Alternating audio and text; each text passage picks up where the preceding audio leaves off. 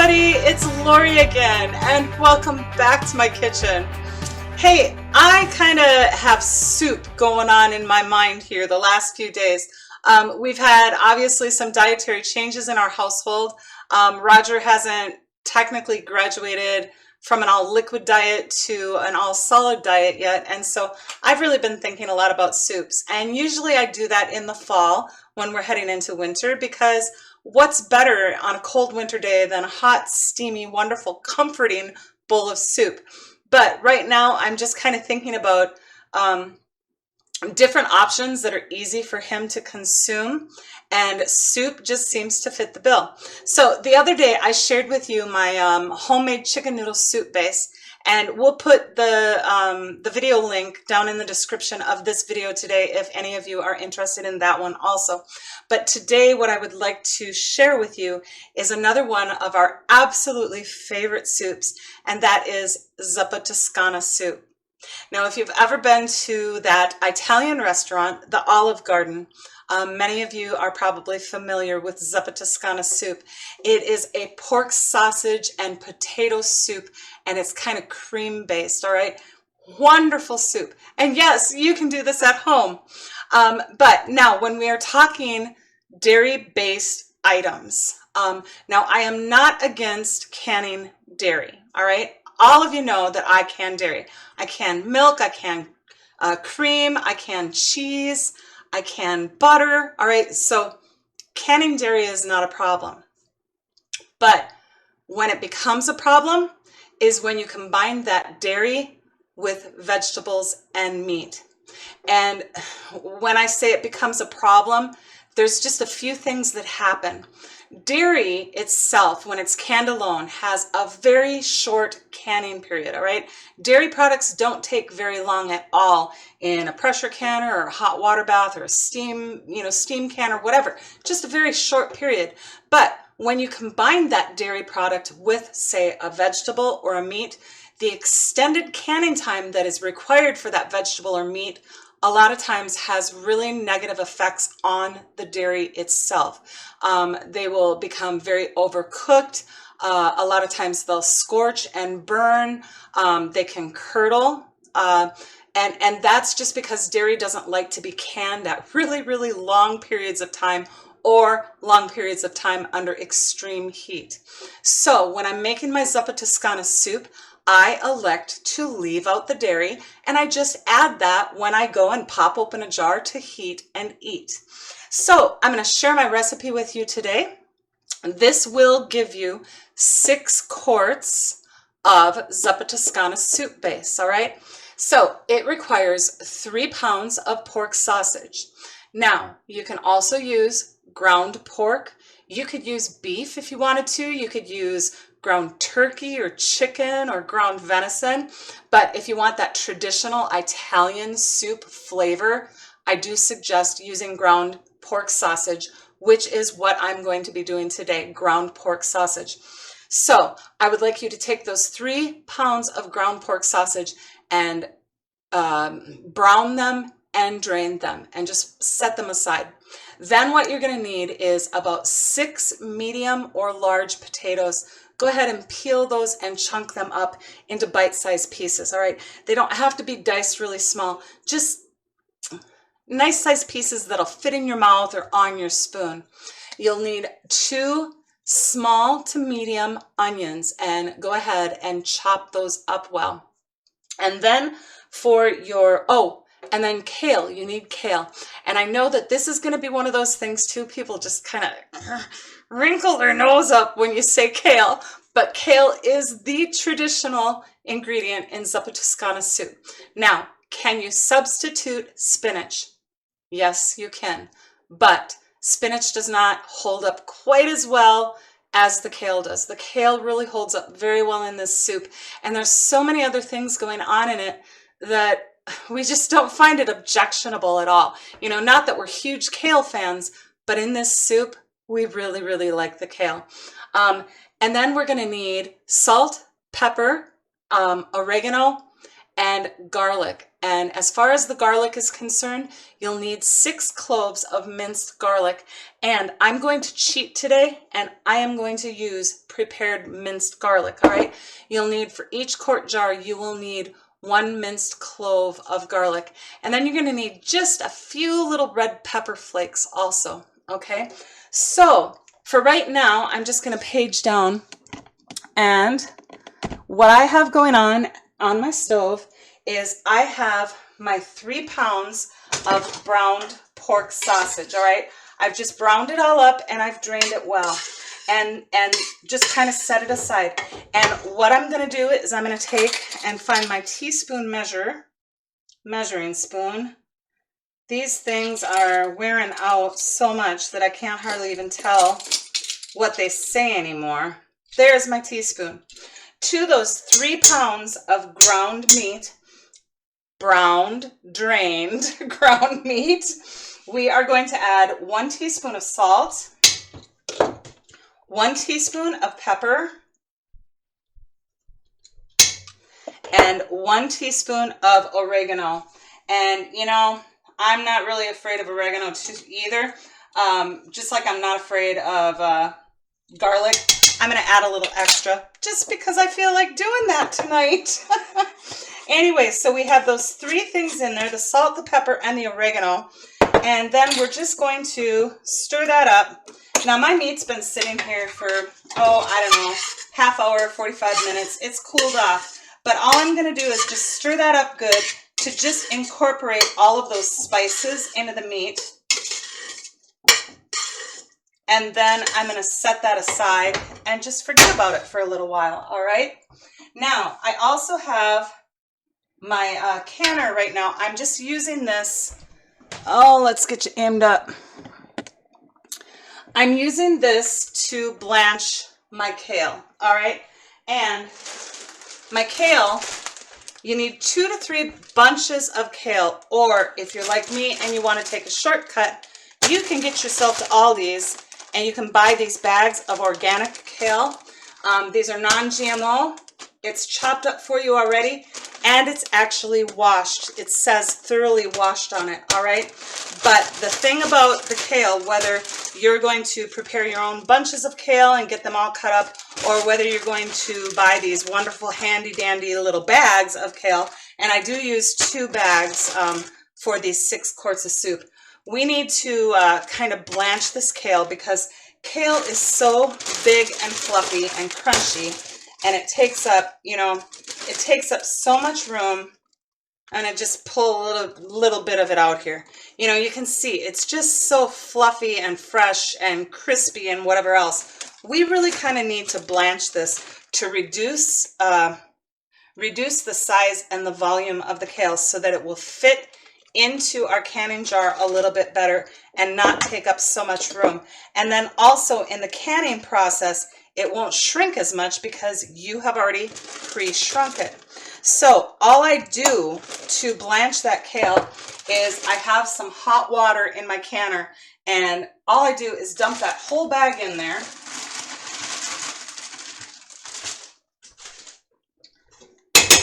Stir it around a little bit.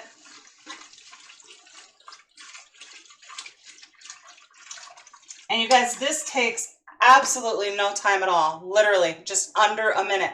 If you have your water really, really boiling, it'll only take seconds, but my water is almost to boiling.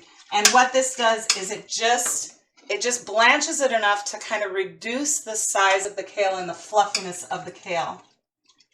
All right, and that right there looks about good to me. I'm gonna turn that off, and as you can see, I already have my first bag blanched and kind of reduced. So I'm just going to go ahead and I'm going to fish out the rest of my kale here. Play a little stovetop Jenga. Just fish out that beautiful blanched kale. And like I said, if you're going to use if you would prefer to use spinach, just if you really, really do not like the idea of kale, if you prefer to use spinach, I do suggest that you blanch your spinach also. in the same way. Either steam it or just boil it for a couple of seconds. Just get it kind of wilty, all right? So we'll get this out of our hot water. It's a lot more flexible. Now this is by no means cooked, all right? This is just blanched.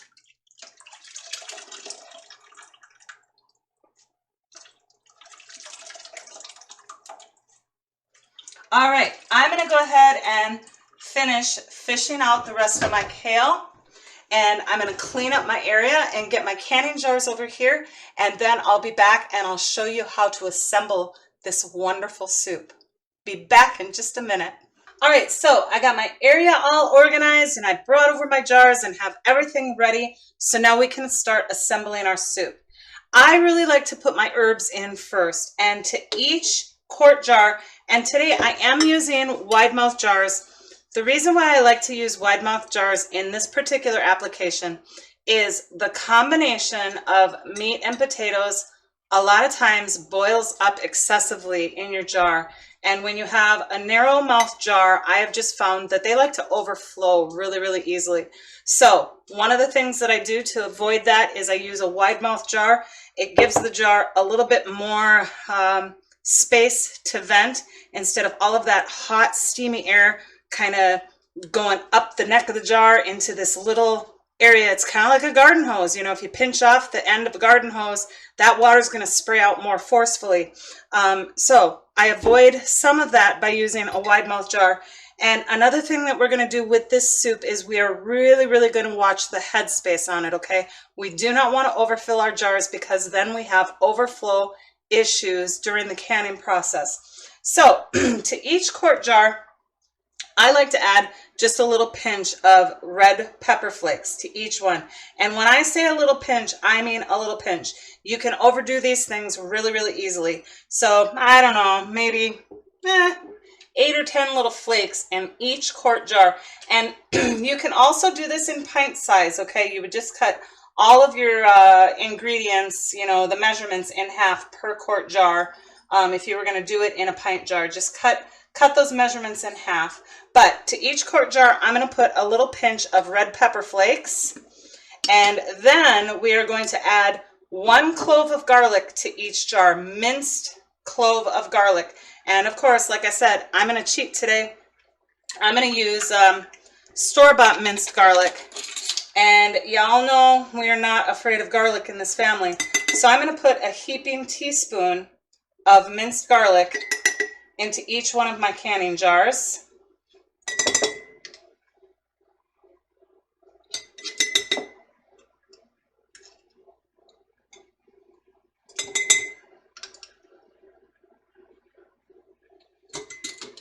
Alrighty. And then we have our fresh chopped onions. And onions is pretty much just up to you how much you want in each quart jar also. I kind of take, I don't know, I take a full all 5 finger, I take a 5-finger pinch of onions. And if that doesn't look like enough, well, I'll just go ahead and put another pinch in. All right, it's just totally up to you and totally up to your taste. But onions is not one of those things that ever intensifies in canning.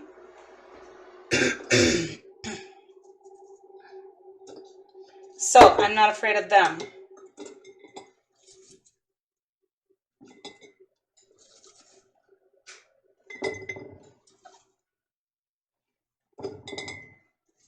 See if I feel skimpy on any of these, I'll add a few more onions.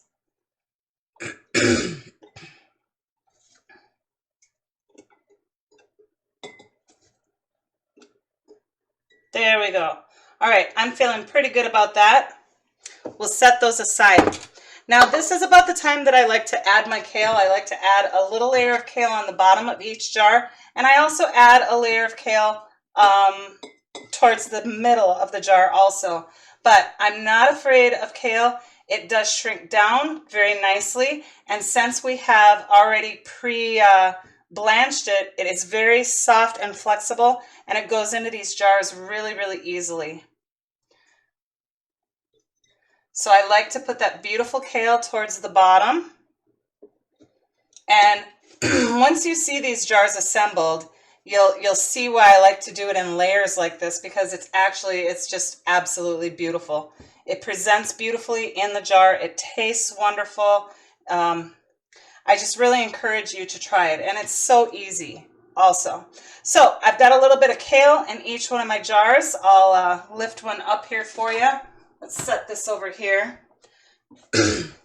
And this will pack down once we get potatoes and stuff on there. But you can just see, I've got a pretty good sized little handful of kale in there. Now what we're going to do is we're going to go ahead and we're going to add some potatoes to each jar.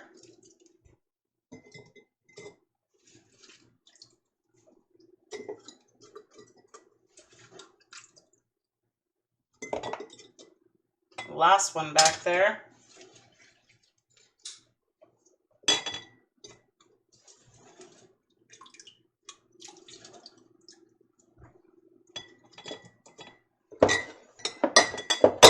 See, might add just a couple more potatoes to each jar here.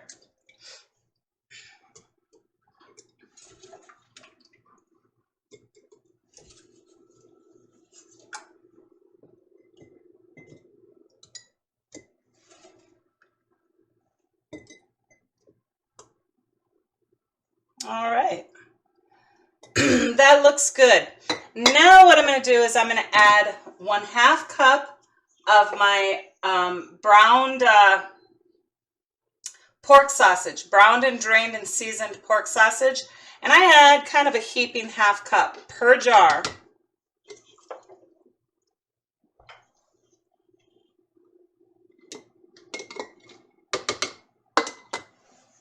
Let's make sure we're on frame here so you can see.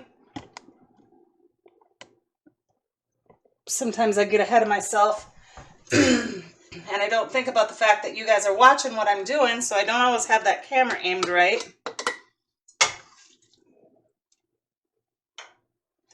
A heaping 1/2 cup to each jar.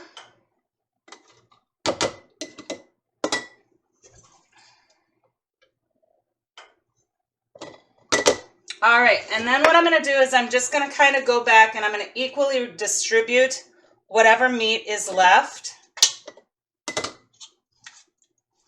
into each jar.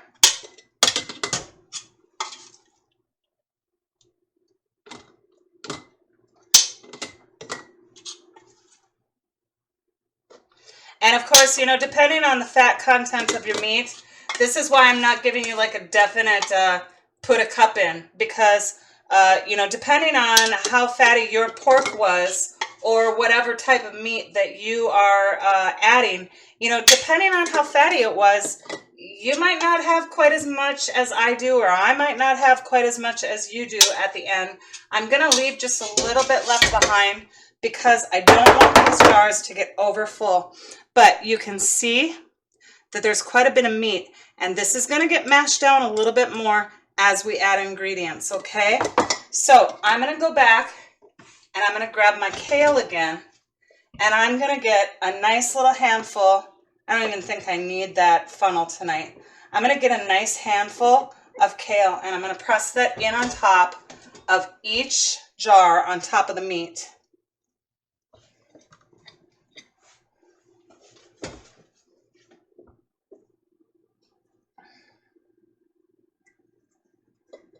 And like I said, this is just like one of our favorite soups. It's just so flavorful, it's hearty, and when you finish it off with that cream, oh, it's just delightful. And on top of it, these jars are absolutely lovely on the shelf. They just present so nicely on the shelf. Not that we always worry about what our canned goods look like, but it sure is kind of nice to look at them and think, oh, those are pretty. And this is one of those things that when it's done, you just look at it and you go, oh, that's so pretty. All right, so I've got a good handful of kale. I am kind of packing this down a little bit. If I feel like a jar needs a little bit more, I will add just a touch more. All right, so I will show you where I'm at this point in time. So we have all of our onions and seasonings in the bottom. We have a layer of kale. We have a layer of potatoes. We have our meat and another layer of kale. Now I'm just going to top off with just a few more potatoes in each jar.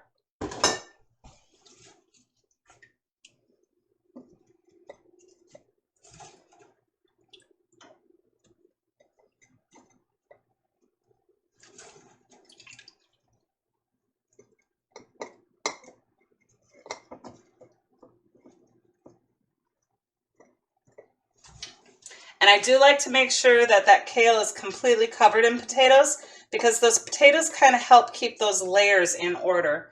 Instead of all of that, that fluid during the canning process kind of boiling up and mixing everything up, these potatoes on top really kind of help things stay in layers and stay really pretty in the jar. So I do kind of equally distribute throughout the whole layer of kale to make sure I have potatoes covering all of that kale.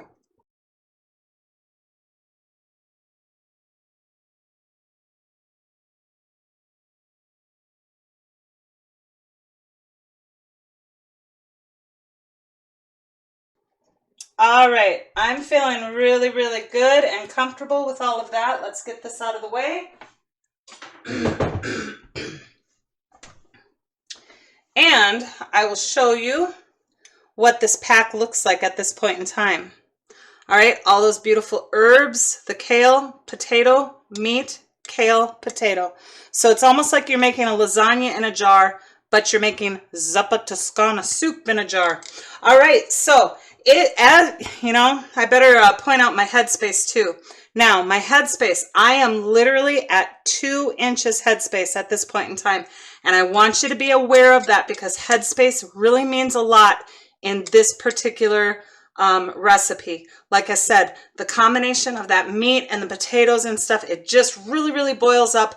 And this is just one of those things that notoriously you have issues with overflow problems out of your jar. So watch that headspace. Make sure that you are leaving that 2-inch headspace at the top of the jar, okay? And I know that just doesn't even sound normal. You know, usually we leave about an inch headspace, but in this particular recipe, you really need that 2 inches, all right? So you can see that each one of my jars has that 2-inch headspace. I can really stick my fingers down in there before I start touching potatoes. All right, now what we are going to do is we are going to take broth of your choice, all right? I do prefer to use beef broth in this, but I've used chicken broth before and it works really well. So the broth of your choice, I'm going to use beef broth, and I am just going to carefully pour in that broth. Now you have a layer of kale, and you can kind of see the fluid likes to stay at the top of the jar. It takes a while for that broth to run down into the bottom through that layer of kale. And I do not feel the need to debubble most of my things, but this is one of those things that sometimes I will take the end of a spatula and just kind of debubble and make sure that that broth is getting all the way down to the bottom of the jar and filling up properly. All right, so just do this slowly and carefully. And kind of debubble as you go, so that that fluid gets down through all of your layers. You don't want to mess them up really, you know, because that layered look inside of your jar is just so wonderful to have.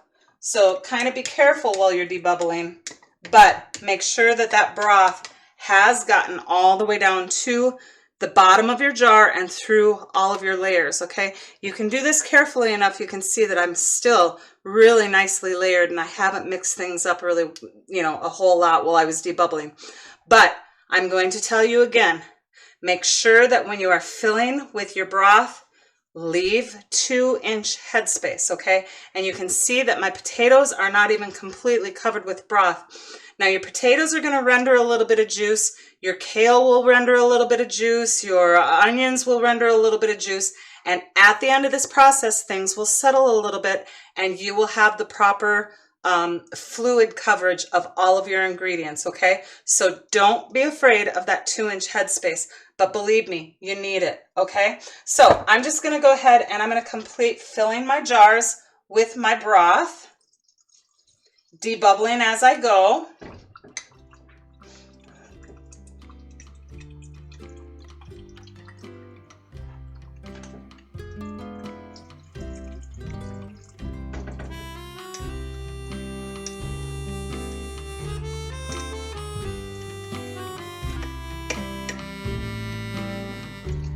And leaving that 2-inch headspace. How beautiful is that? Okay, so I'm just gonna go ahead and finish my jars here.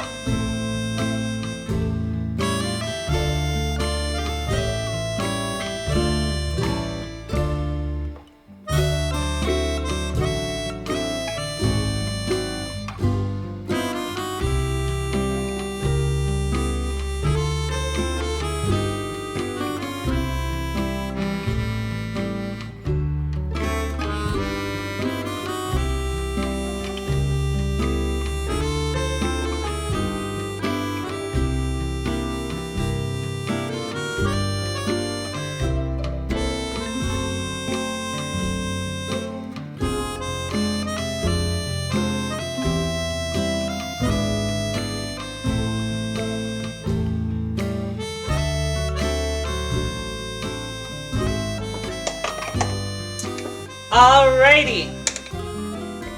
Now, just like any other canning application, we are just going to take a clean wet washcloth and wipe the rims of those jars really well to make sure there is no grease, no food particles, anything on there that is going to interfere with our seals.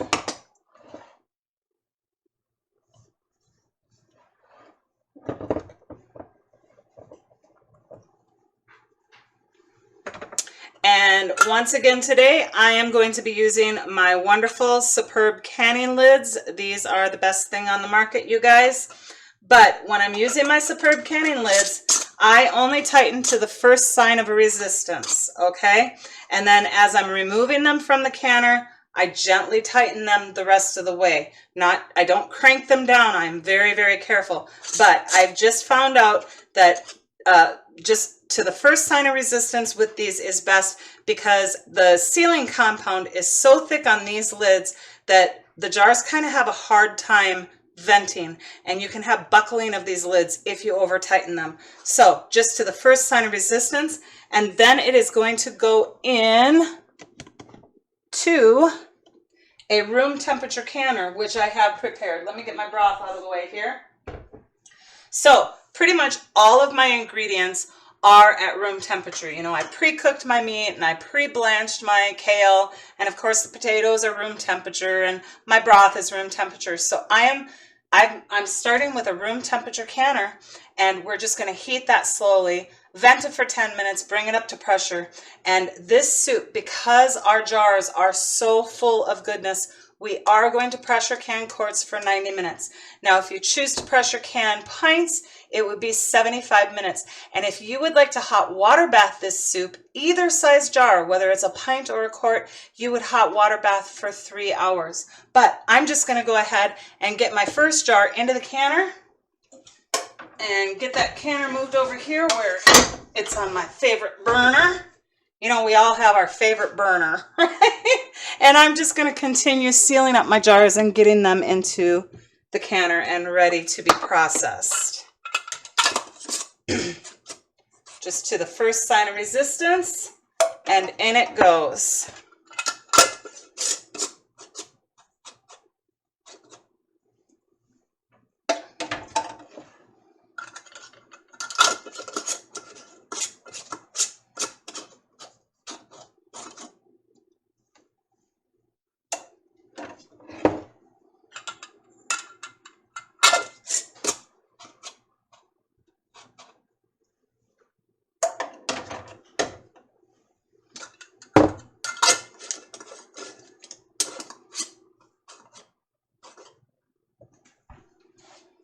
Okay, I'm gonna check my meat situation out here.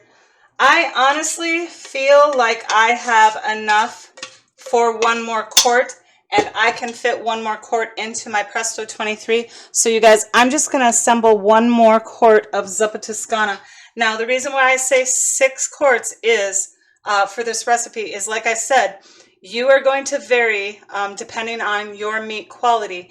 If you buy a meat that is really high in fat, when you go to brown that meat, you're going to be draining off a lot of the volume, okay? So the more lean your meat, the more quarts you're going to get out of it. And of course, too, you know, it depends on how many potatoes and kale you decide to put into your jars also. But I've got enough meat left over, and I've also got leftover kale and potatoes that I'm just going to go ahead and I'm going to assemble one more quart. So I will do that, and I will be right back. All right, guys, so I had enough ingredients left for my 7th quart jar here. I've got it completely filled. I'm going to do the same thing as all the other ones. I'm going to wipe that rim off with a clean, wet washcloth and place my lid and get that right into the canner with all of its brothers and sisters, and then we will get this started. Now, like I said, because those jars are so full, I am going to can this at meat times. PC quarts are 90, pints are 75. Okay, what am I doing wrong here tonight? I think I have my canner around the wrong way, guys. I do.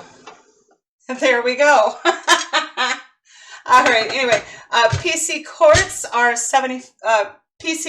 90, pints are 75, and if you would prefer to hot water bath either one of these size jars, it would be a 3-hour hot water bath. Now, since I am beginning with all cold or room temperature stuff, I am going to heat this only over medium heat. And on some of your stoves, you might even want to go low, just until all of that stuff gets warmed up. Because if you bring it to a boil too quickly, you can really have a lot of overflow issues. So I just encourage you to heat up your canner slowly, unless of course you're doing a hot water bath. In a hot water bath, you're probably not going to have that issue quite as bad as with a pressure canner. But I'm going to bring this up to temperature. I'm going to vent for 10 minutes, and then I'm going to put my appropriate weight from my elevation or altitude on, which for me is 10 pounds. Please look at a accredited, I guess, a chart online. Everybody up to 1,000 feet, you know, from sea level to 1,000 feet should be using 10 pounds of pressure. Everybody above that, it kind of goes up if you're using a gauge, but if you're using a weighted rocker, if you're above 1,000 feet, you should be at 15 pounds. But look at a chart online for that stuff. And of course, when you are hot water bathing, if you're at a higher elevation, you do need to add additional hot water bath time too. And there are charts online for that. But anyway, so I'm going to get this this pressure canning process started, and I will see you in probably about 2 hours after my canner cools off and we can remove these jars safely, and I'll show you the beautiful results. All right, so I ran out of steam and energy last night, and so after my canning session was over, I allowed my jars to cool and seal as we always do. This morning I removed the bands and I washed my jars up really well. It's always important to do. After your jars have cooled and sealed, always make sure to remove that screw-on band and really wash your jars well. Food and grease can get kind of caught on the threads of the jar, and so it's important to always remove that and wash it well. And that really prevents issues with bugs and rodents and things like that in your storage area. So these are all cooled, sealed, washed up, and absolutely beautiful. I want to just give you a shot of how beautiful this Zuppa Toscana soup is. It just presents so nicely in the jars. You can see the layers of kale and potatoes and the meat layer. And yeah, you know, there is a little bit of fat on top from the meat, which does not bother me one bit. Just gorgeous in the jar. So now I want to show you how I go about finishing this soup so that we can go ahead and eat it. And what I generally do is I take, you can use milk, you can use heavy cream, you can use half and half. You just use whatever you have on hand or whatever you prefer. I'm going to be using just some canned milk, and you can see this is from 2020, and my lid is starting to get just a little bit rusty from being in storage so long. And so I just really feel like I want to start using this stuff up. But this is a really good testimony. 2020, guys, and that was 10 of 20. So we're well over 3 years on this canned milk. So if you're ever wondering how long canned milk will last, here's the proof. All right, well over 3 years. Anyway, I generally, for a quart of the Zuppa Toscana soup, I use a pint of milk. Now when I'm using cream, cream is a lot richer. I'll usually only use about a cup of cream if I'm going to do heavy cream or half and half, but this is just plain milk. I think this was whole milk, so this is probably, it's more like evaporated milk, but I go ahead and when I'm using milk, I use a full pint or 2 cups. So what I do is I just open my soup, find a nice little ledge here. Ah, love those superb lids. Did you hear that wonderful seal? You guys, I swear by this product. Absolutely fantastic. Superb. Look them up online. Beautiful, beautiful lids.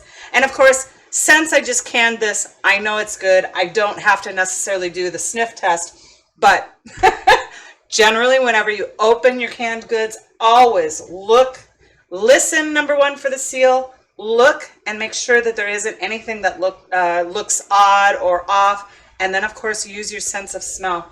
But this is freshly canned, so all I'm going to do is I'm going to pour this wonderful jar of Zuppa Toscana soup into my pan, and I am going to heat that up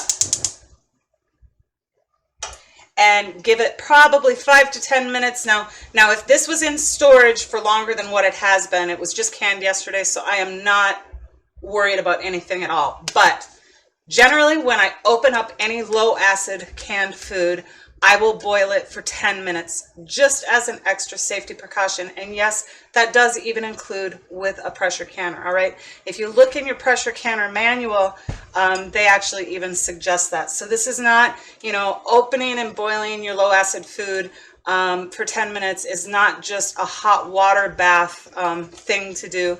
They actually do suggest to do it with your home pressure canned goods too, your low acid foods. Now high acid foods you don't have to worry about, but I will boil that for like 5 or 10 minutes here today, and then I'm going to add the milk and then heat it just through and it will be done. So I'm going to bring this up to a boil and then I will be back.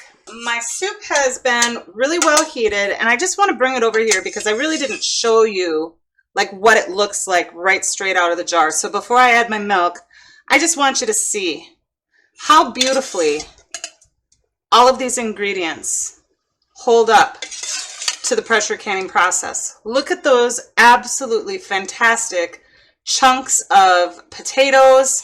You can see the wonderful ground beef. It's not mushy or pasty. The kale, you know, has obviously cooked down, but it is still holding together. You guys, this is just an absolutely wonderful, wonderful soup.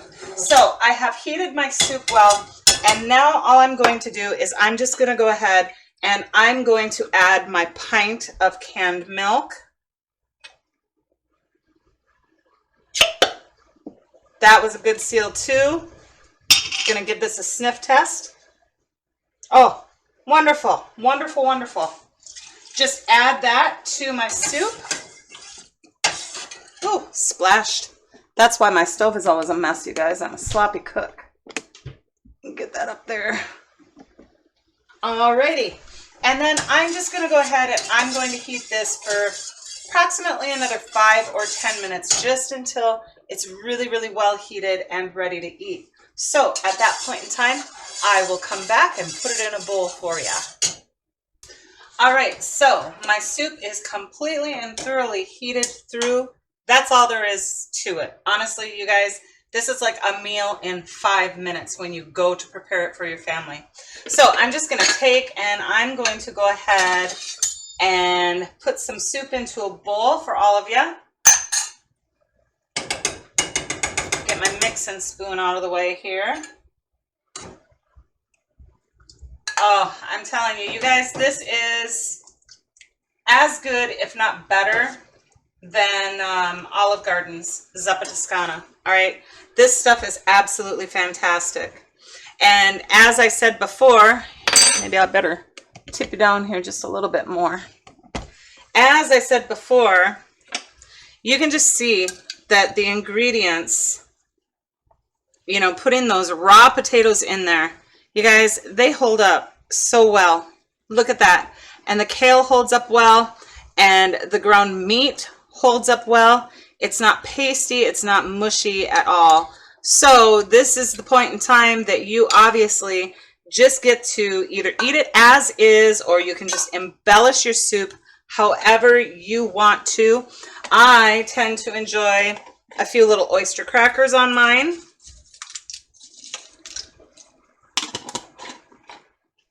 I also like to put a little bit of grated cheese on mine, and just a few little sprinkles of parsley just for pretty on top. Look at that. Beautiful, beautiful bowl of soup. And like I said, a meal in less than 5 minutes for your family. Upon opening that jar, it's just, you can't beat it, guys. This is a good, good thing. So as always, I will take a little taste test here, although I know how wonderful it is. This is actually one of my absolutely favorite home canned soups. I just love this stuff. And, you know, we're not huge fans of kale normally. You know, we don't just cook kale and put a pile of it on our plate alongside of, you know, a main dish or whatever. But in this soup, I am a huge fan of kale. So give it a try, all right? You might find out you like it.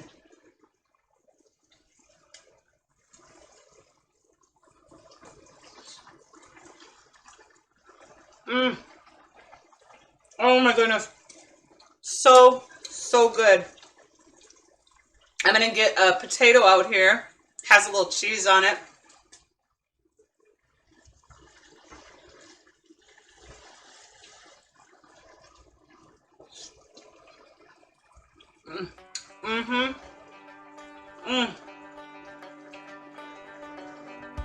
You guys, you need to chew that potato. It's not hard, but it's not overly soft. Just absolute perfection, honestly. So that is my recipe for Zuppa Toscana soup base. I hope you enjoyed it. I hope you enjoy it in your home. Thanks for spending your time with me today. God bless you all, and happy canning, everybody.